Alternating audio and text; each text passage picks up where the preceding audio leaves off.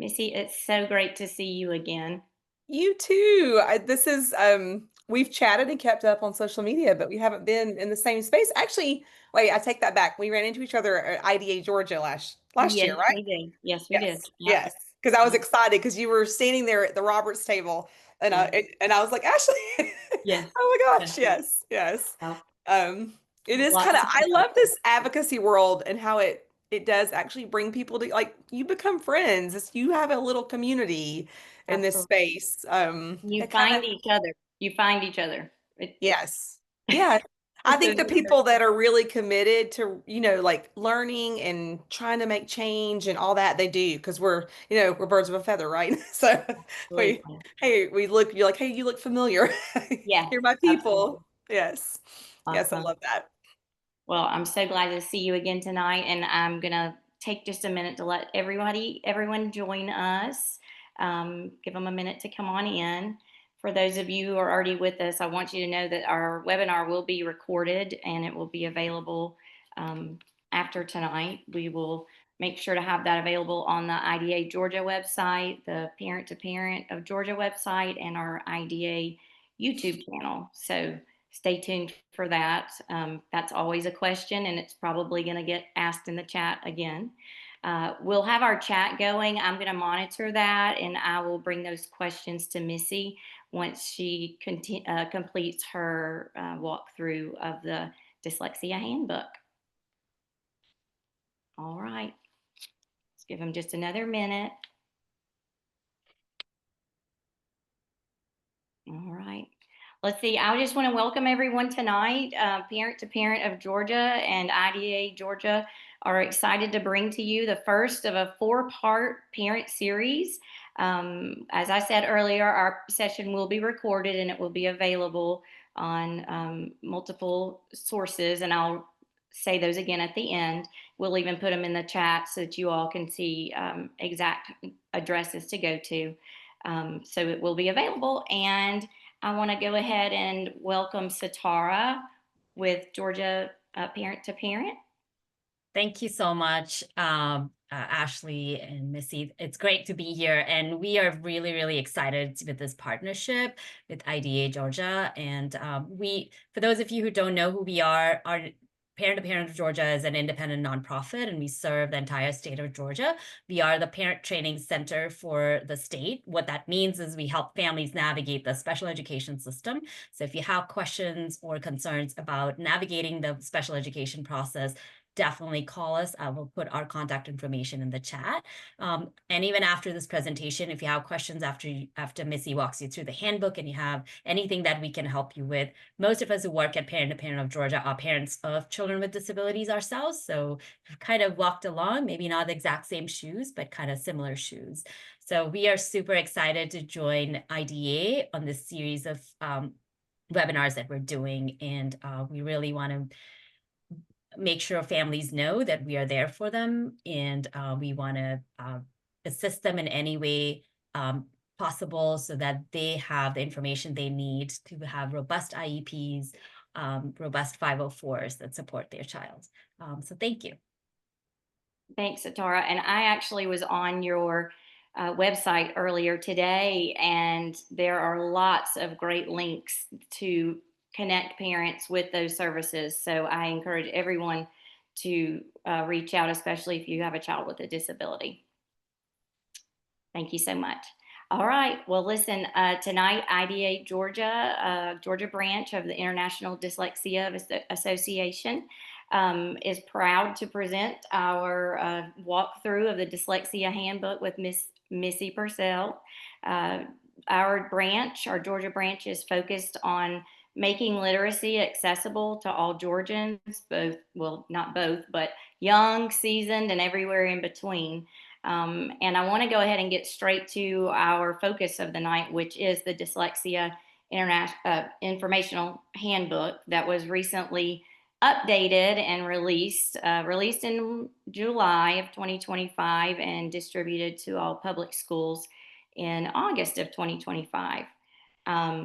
Missy Purcell is the perfect person to present it. She has walked the walk of dyslexia with her personal story with her child Matthew that she shared. If hopefully you were able to tune in to Solda's story and get a glimpse of her experience in the public school setting with her son Matthew. The wonderful thing about Missy is she's both a mom and she is a former educator. She was in the trenches wondering what to do herself and wanting to make sure that she was serving her students and serving her child at home as well. She has an amazing Facebook group that she's created. It's called Miss Purcell, which is was created to inspire change in our dyslexia community, both in Georgia and surrounding areas. Anywhere that she can help, I promise you, you reach out, she's right there for you.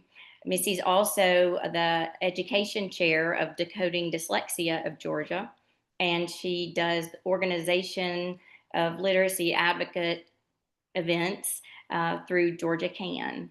And so, without further ado, my friend Missy Purcell is going to walk us through the handbook. Well, thank you, Ashley, and also Satara. I want to give a shout out to Parent to Parent because they were a part of my journey when I was advocating for my child. I learned so much along the way from that great organization. And Ashley, thank you for a gracious introduction. And I'm going to go ahead and just let us dive in to our content at hand today, which is the Georgia Dyslexia Informational Handbook. And I put 2025 because this indeed is not the first copy of the handbook. There's quite a history to the Georgia Dyslexia Handbook, and I thought I would just take a few minutes tonight of just take us through a little bit of that history.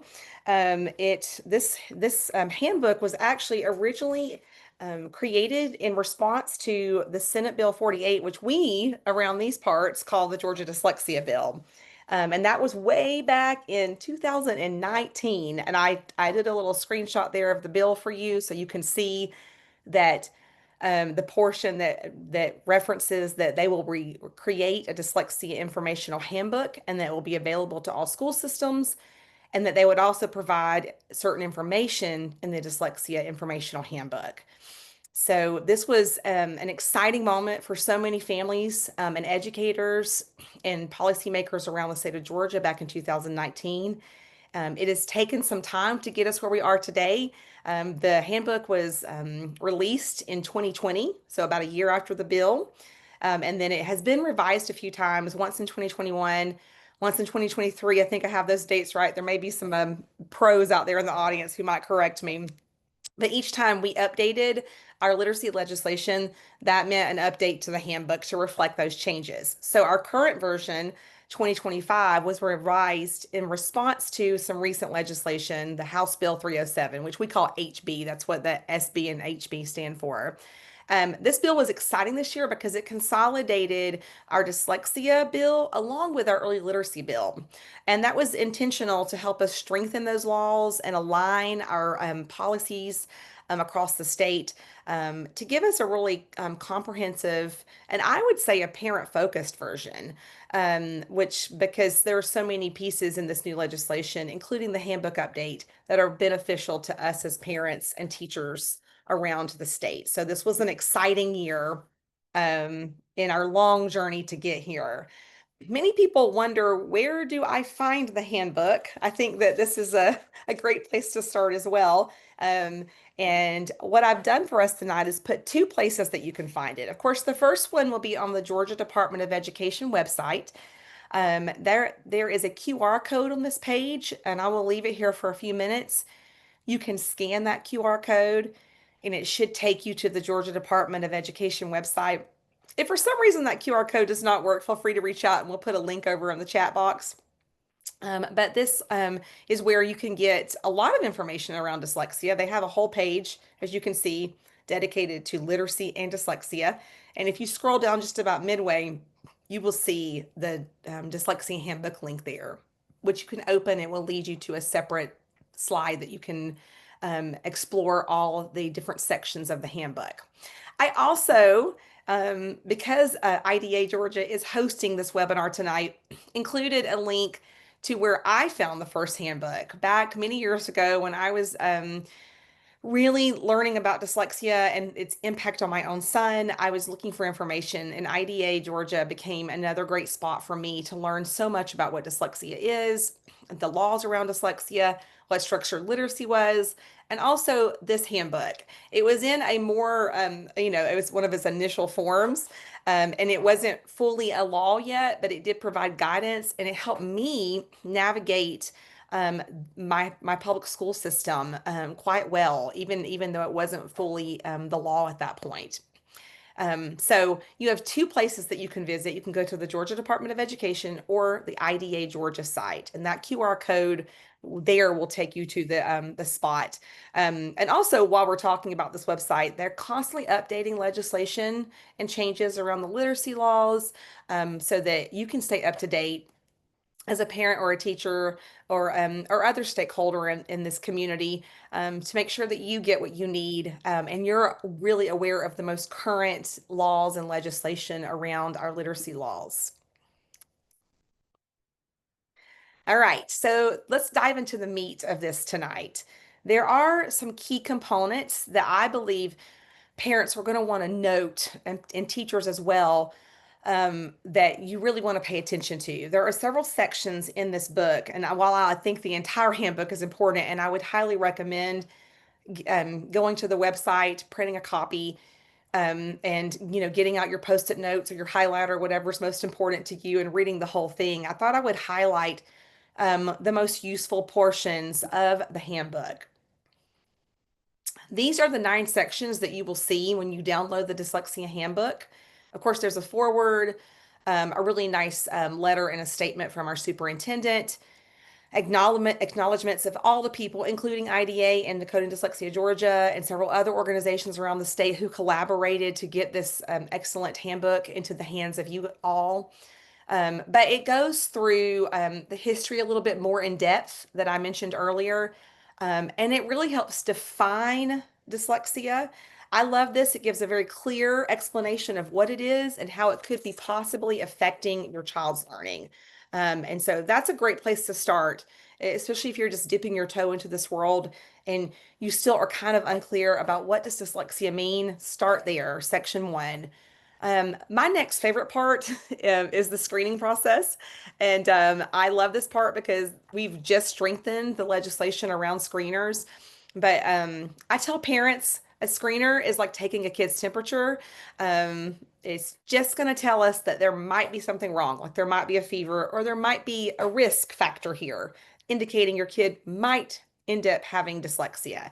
It's not going to diagnose or even give us a clear plan on what we need to do, but it will at least flag your child.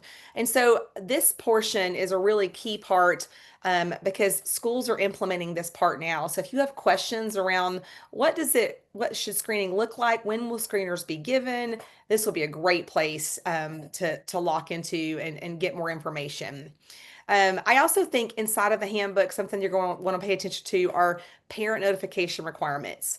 Inside of the handbook, you will see information guiding you on when should I be notified about things, or what is the process I'm going to be going through with my kid? Should they be flagged? And should the school need to intervene and create a plan to address their needs? It's also going to take you through some intervention and support plans, what those look like in the school. This children can take a couple different paths. And so it's really going to dive into the tiered reading support plan. The tiered support plan, in a nutshell, is just a way for us to help students in the least restrictive environment. So it might start off with they're in their regular general education classroom, but they've been flagged. So we're gonna try a tier 2, which is one step above general ed. And that's intended to be a more intensive intervention to support their needs, on top of what they're already getting in the general education classroom.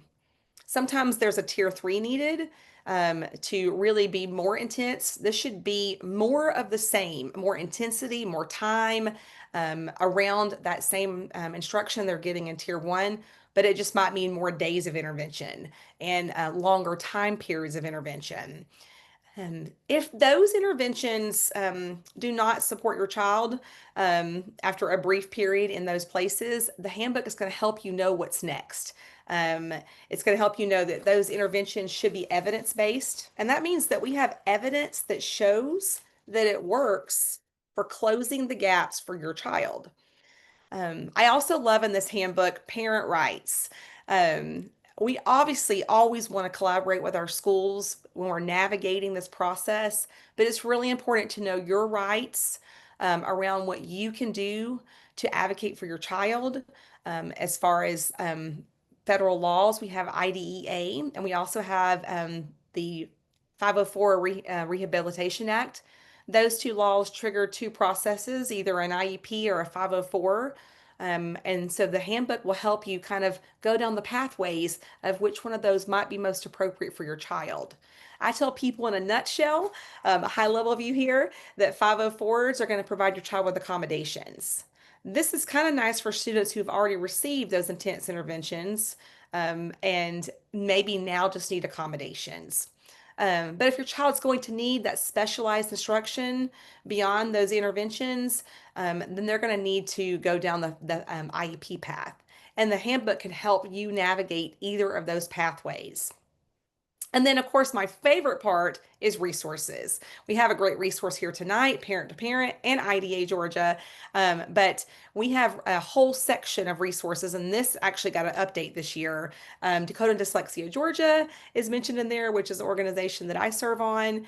And so shout outs to each of the organizations around the state where you can contact them and ask questions and get more support as you unpack each section of the Dyslexia Handbook.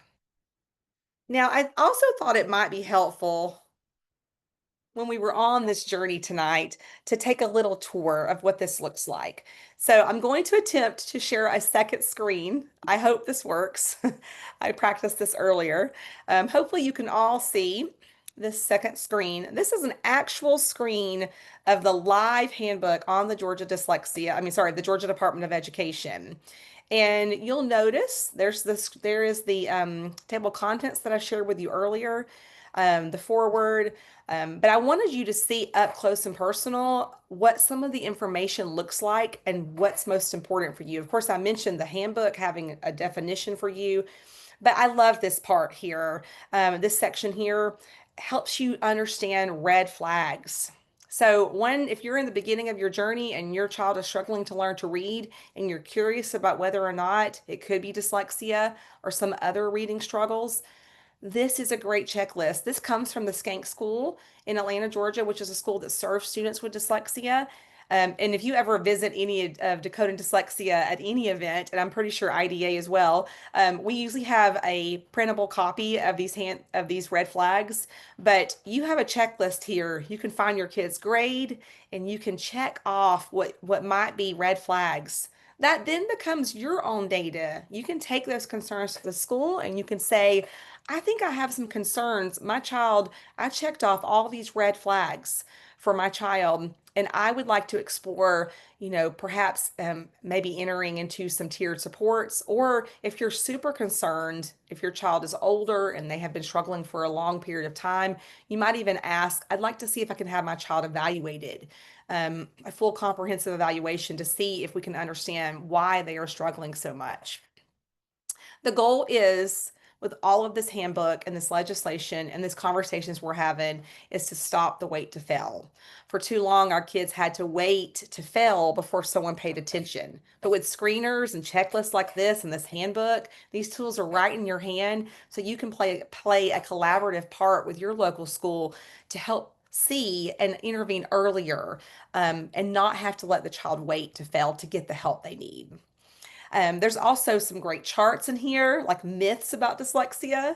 If I could see your hands, I always ask, raise your hand if you think dyslexia is reversing letters. That's a myth. Some kids do have mirror writing, and they might, when they're learning to spell, struggle with how those letters are formed, but that's not necessarily a characteristic of dyslexia.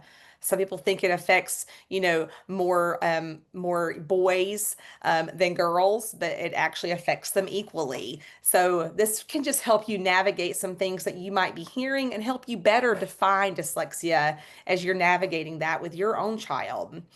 It also goes through the teaching of reading and what you can expect from your school when it comes to how they're going to provide interventions, and also how they're going to educate your child in tier one, which we refer to just the typical general education classroom. So your classroom that your child's in should be using evidence-based literacy instruction, and then any intervention your child gets, whether it be tier two, tier three, or if they qualify for an IEP and they go into a special education program, then that also would need to be evidence-based. And this really defines that and just educates you. I've called this class this handbook before like a mini crash course, like a little a college, a college course and a crash course in learning what structured literacy is.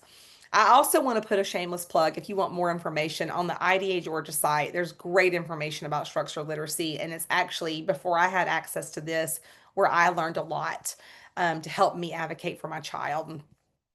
As you scroll through the book, if you are tonight hearing me say the words tiered interventions and you're going, what is she talking about? I wanted to stop here because in section 4, you can dive into that yourself. You can understand that Georgia has a multi-tiered support system. And that means they have tier one, which I've mentioned is this green area where everyone's in tier one. But should your kid need some supports for a small period of time, they might move into tier two. And if they need more intensive supports, they're going to move into tier three. And the goal here is a short time in each of these spaces, tier two and tier three, to see does this instruction work and are we closing gaps? The goal isn't to camp out here forever.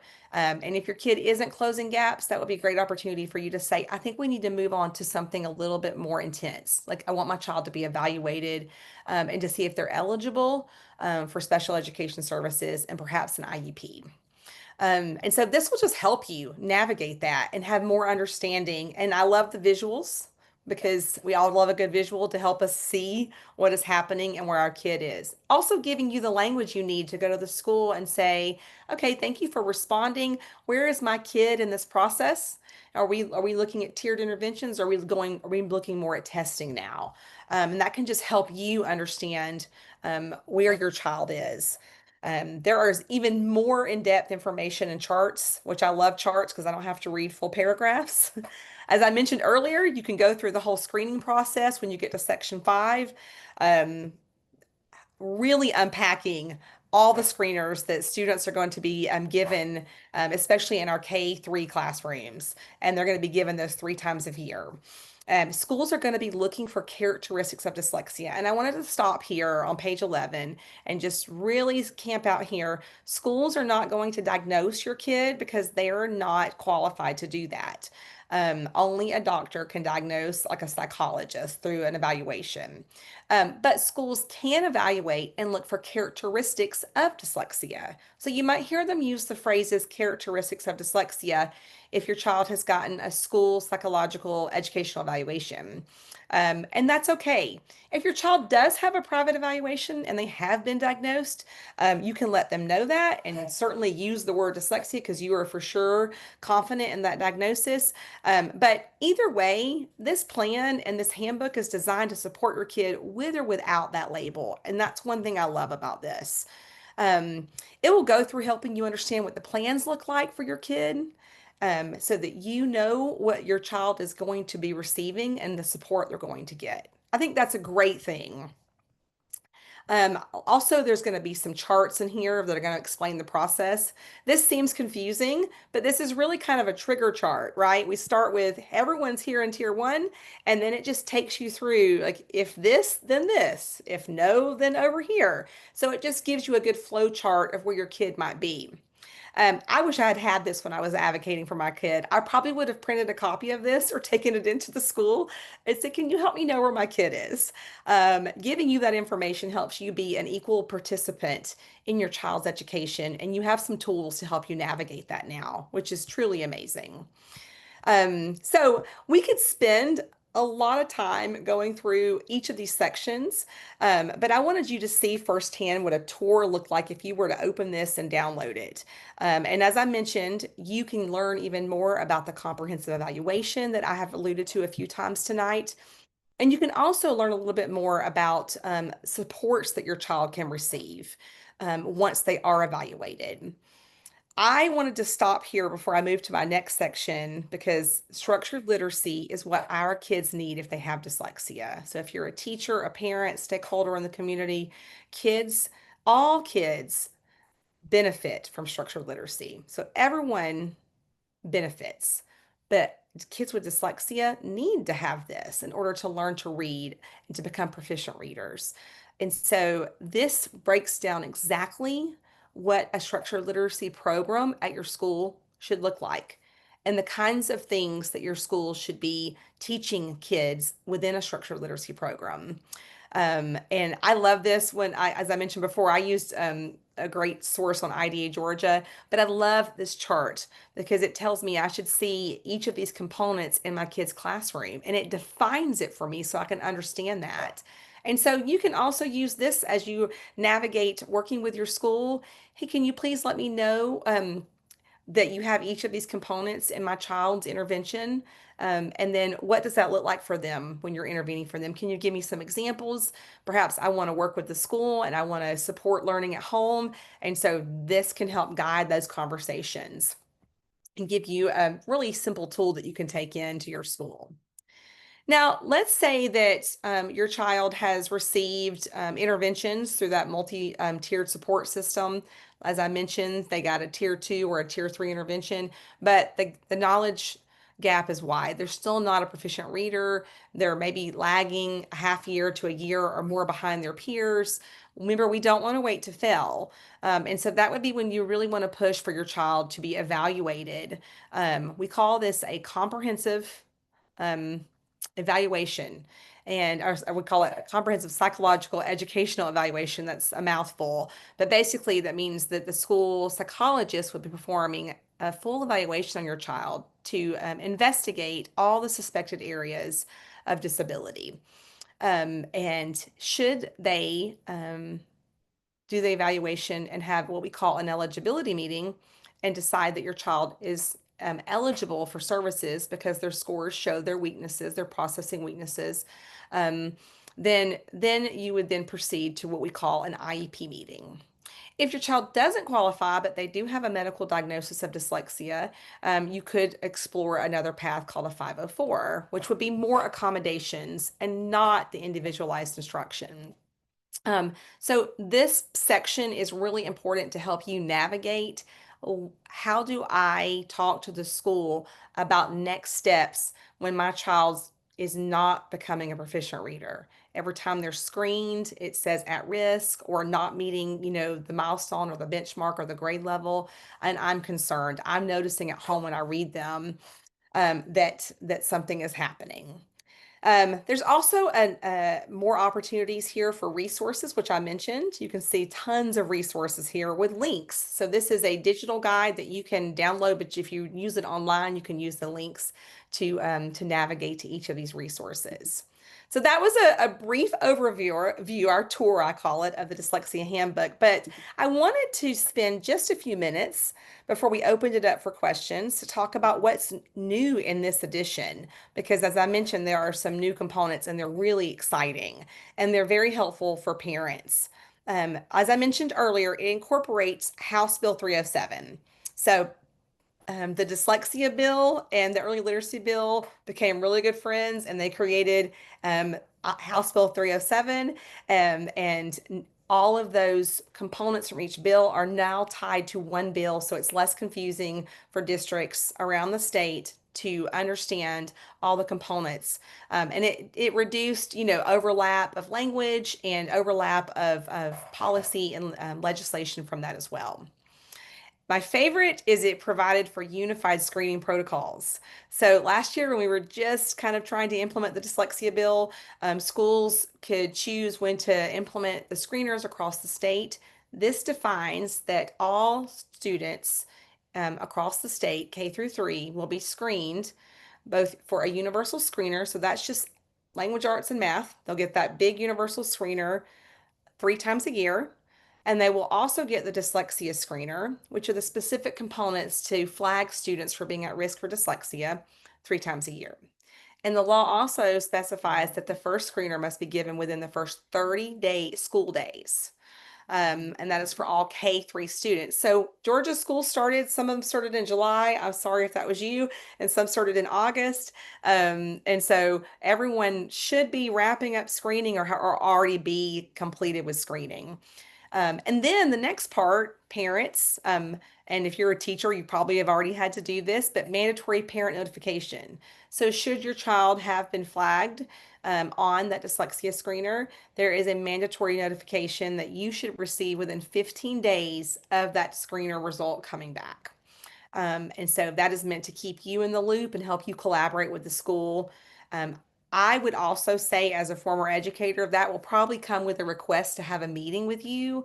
And that would probably be something called an SST meeting or which is called a student support team, or what we call an MTSS meeting. Some schools use those languages interchangeably, but it's just a meeting to come together to look at your child's results and create a plan in response to that.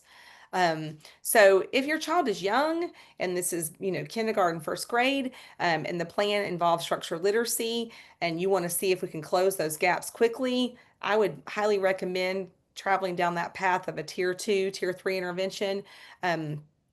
But if your child's results came back with significant delay and you have a family history of dyslexia, and you've already noticed your child's been struggling for a few years, I would have a conversation around at this point of like, what can we do to really find out what's causing this? And that might lead to an evaluation for your child.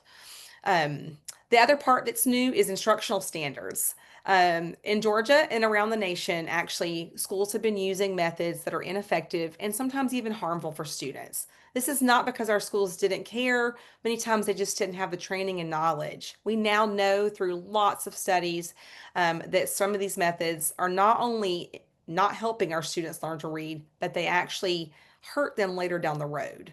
And one of those is 3Qing. This is when students are encouraged to look at pictures or the first letter of a word or the context of the sentence to decode a word.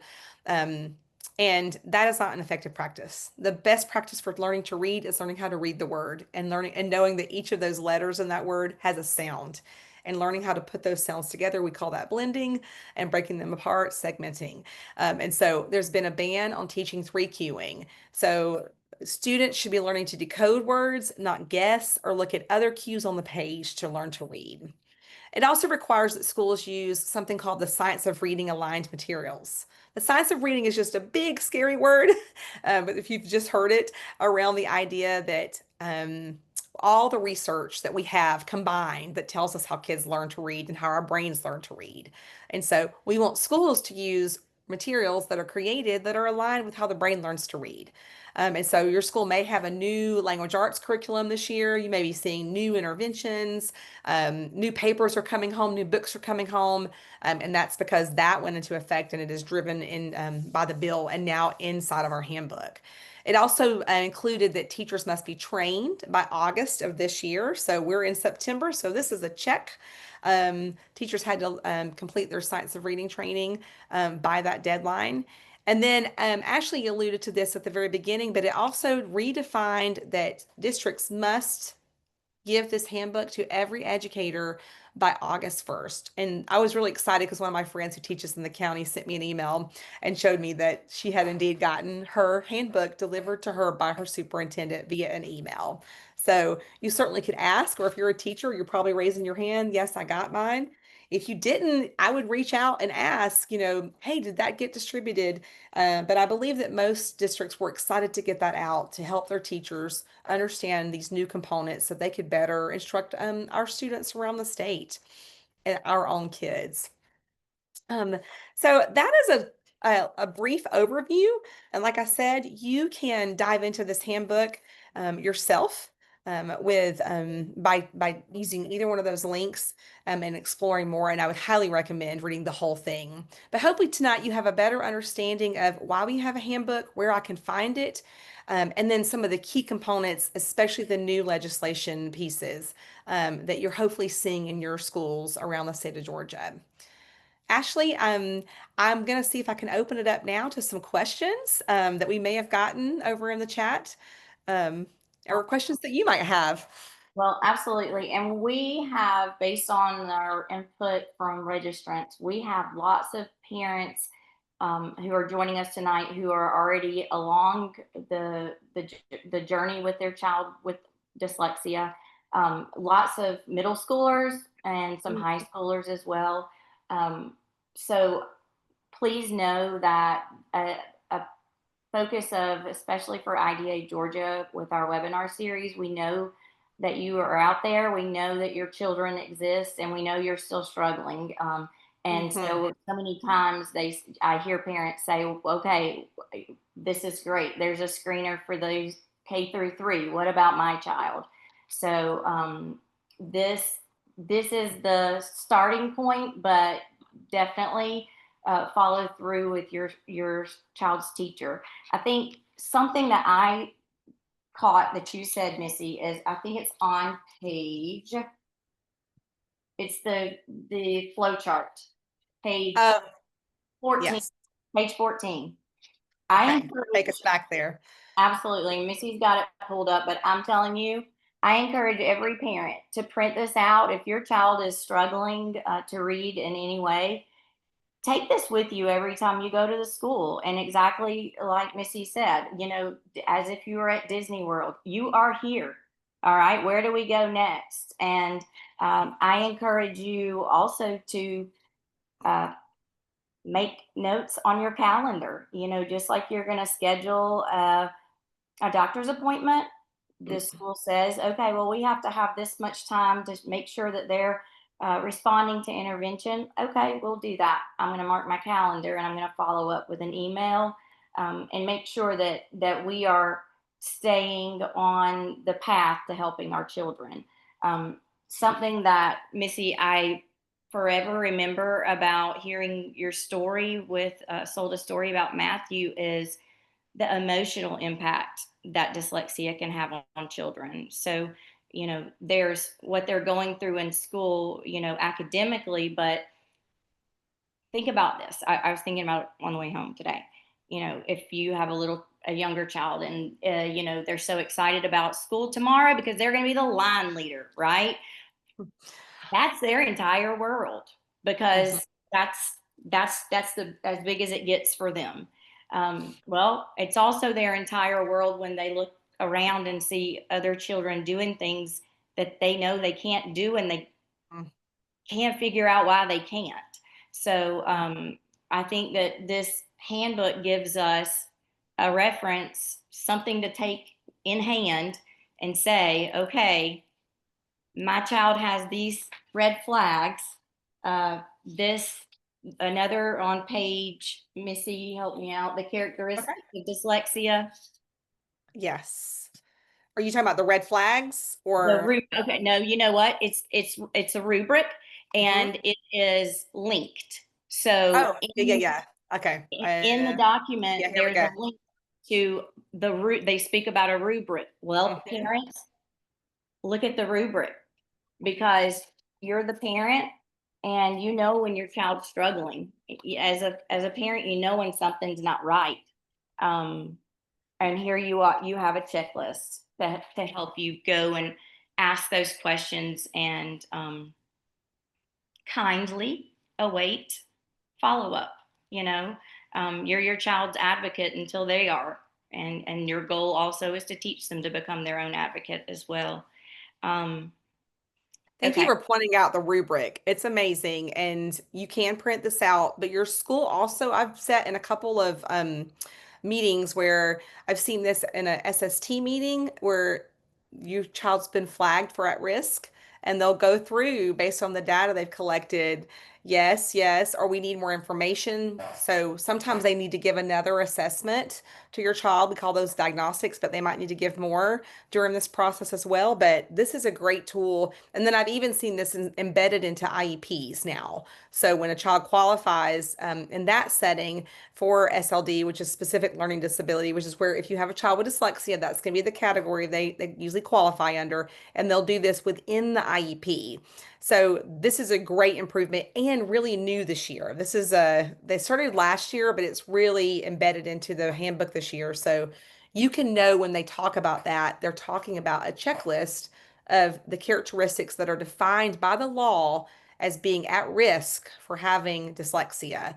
And so this is a great, great tool. And Ashley, back, I want to hit really quick on the comment you made about our middle schoolers and high schoolers, because I think that's so important.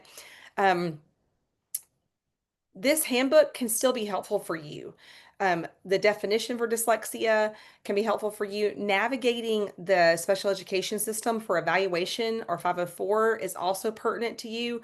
And you have rights. If you suspect that your child is having a disability, the section about navigating the special education process will be really pertinent for you, because you can go to the school and say, I have noticed that my kid struggles with reading each word correctly, or I have noticed that my child reads very slowly, and then by the time they get to the end, they can't remember what they read because they were working so much.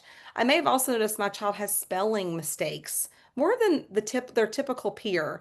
I'm concerned, and I would like to pursue an evaluation to see if we can unpack that, and perhaps if you have any data like prior classwork, activities that you've collected about your child, that also can be used as well. So you still have rights and can still pursue support for your child, even if they're outside the window of this legislation, because that is your right under a federal law called IDEA, which is the Individuals with Disabilities Educational Act. And that is outlined inside of the handbook as well. So please know that there's still support for you, and there's still hope, and it's never too late to intervene. I always like to put that little exclamation point there as well. So, Well, and what I love about this handbook is there are links.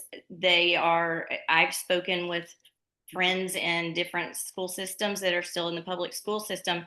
And these are the links to the documents that the teachers are using. These are the links to the documents that are being presented to the counselors and the instructional coaches, whoever is helping to monitor that support system for your children. So it's not a mystery. They're right there. You've got access to them. Another thing that you mentioned earlier too was that screener. And I'm so thankful that this website or this handbook points out that please don't, and those of you who are on the site on the webinar tonight aren't misled, but I encourage you to help your friends and family members. Please don't assume that the screener is being done and they'll let you know if there's a problem.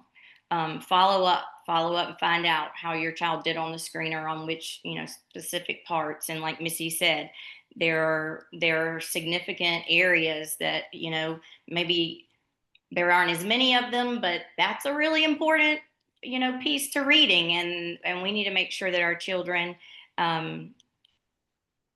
are receiving the services that they need. I have a parent that's asking if parents are notified that a screening will be done within the first 30 days, or if they're only notified if there's an issue.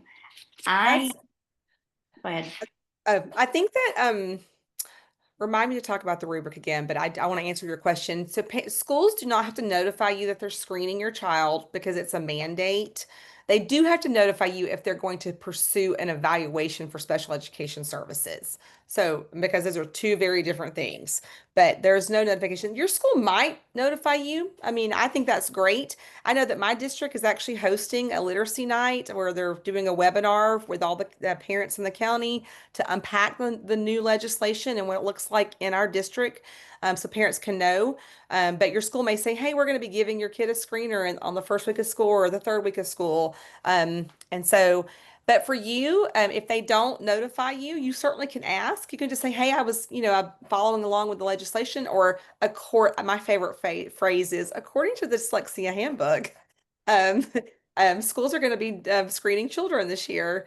Could I please be, informed of when that's going to be, and also informed when I'm going to get the results? And I just want to put a little asterisk here. That rubric that we shared with you earlier that has all the components. Um, if you can't identify those components on the paperwork you got, it'll be a great thing to print that rubric out and the screener results that your school gave you and say, can you help me determine which of these areas? Some of the screeners are new and schools might be struggling with how to print the reports or to notify parents of all the components. And so taking that rubric is like a checklist for you of what you're looking for, so you can get the right data. And together you can make a decision if there's any concerns or any reason to be concerned that your child might be at risk. Okay, yeah, thank you. And there's also a form that the Department of Ed has created for schools if they want to use it to just communicate. We did the screener.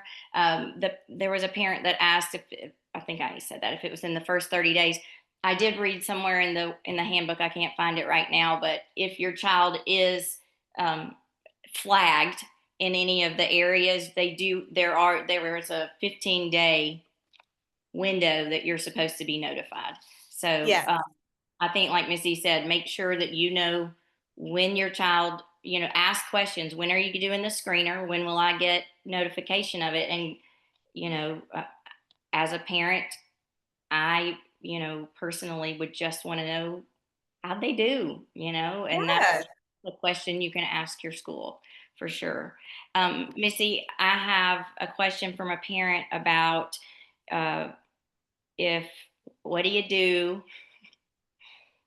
if you mentioned that the three queuing system is included in the legislation that's not an approved practice in Georgia. Uh-huh. What do you do if it's still being used? Okay, that's a great question. So I tell there's like Missy, nice Missy and advocate Missy. So I'm gonna try to give you somewhere in between here. um, it's so personal for me because my child was a victim of, he was failed by the system. He was in a program called Reading Recovery that really utilized three queuing. So it's personal for me.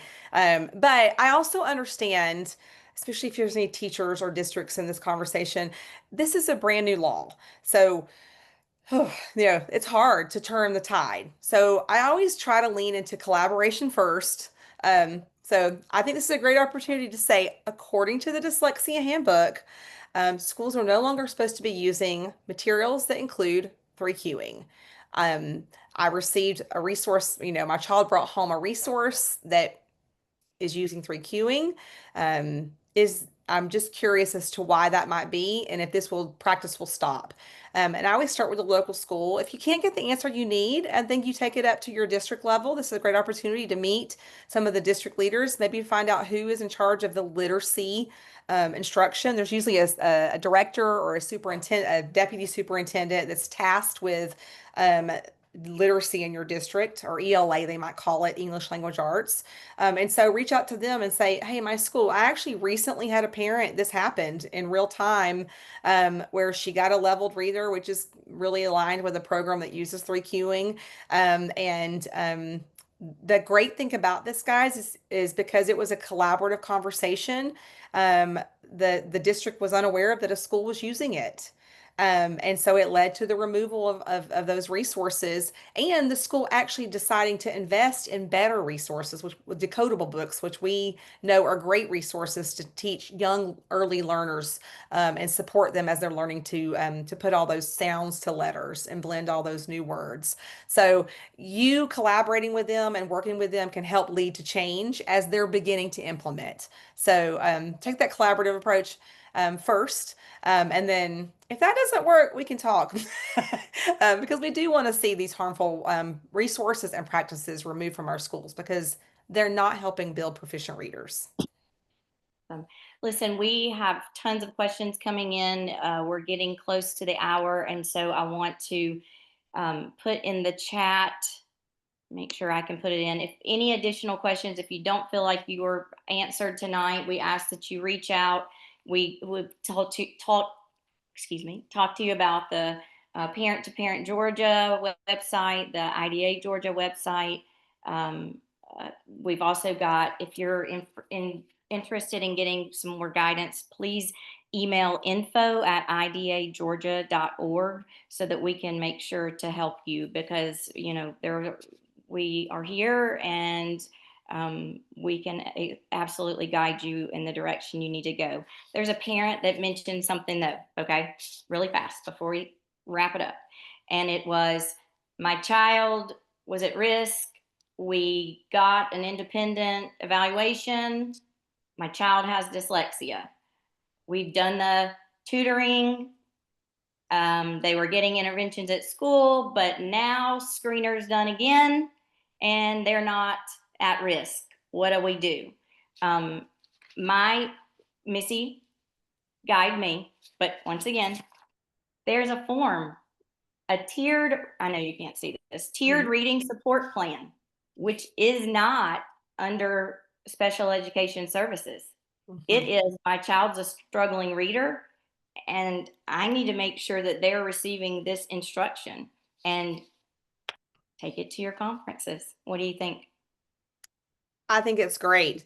I think that that is an excellent plan. You do not have to have a special education qualification or eligibility in order to receive tiered support. And those tiered supports should be evidence-based. I mean, I was in a district recently, or a parent was from a district, and she told me that her, tier 3 was a reputable, well-known intervention. I think it was Wilson, which I think we all are very familiar with, and it works. It's a great program. It was tier 3. That was not inside of special ed. It's tier 3. Tier 3 just means your child's going to get more days and longer time. So the ideal world is that they're in their gen ed classroom for the regular structured literacy instruction that everyone's getting, and then they're going to get pulled. Most elementary schools now in Georgia have an MTSS time, or CQI, depends on what your district calls it, but it's a time to target all kids, targeted instruction. So during that targeted instruction time, your kid could qualify for a tier 3 group and get the instruction they need. There still could also be some avenues to pursue along the special education. It might just be needing to prove that this is having an educational impact.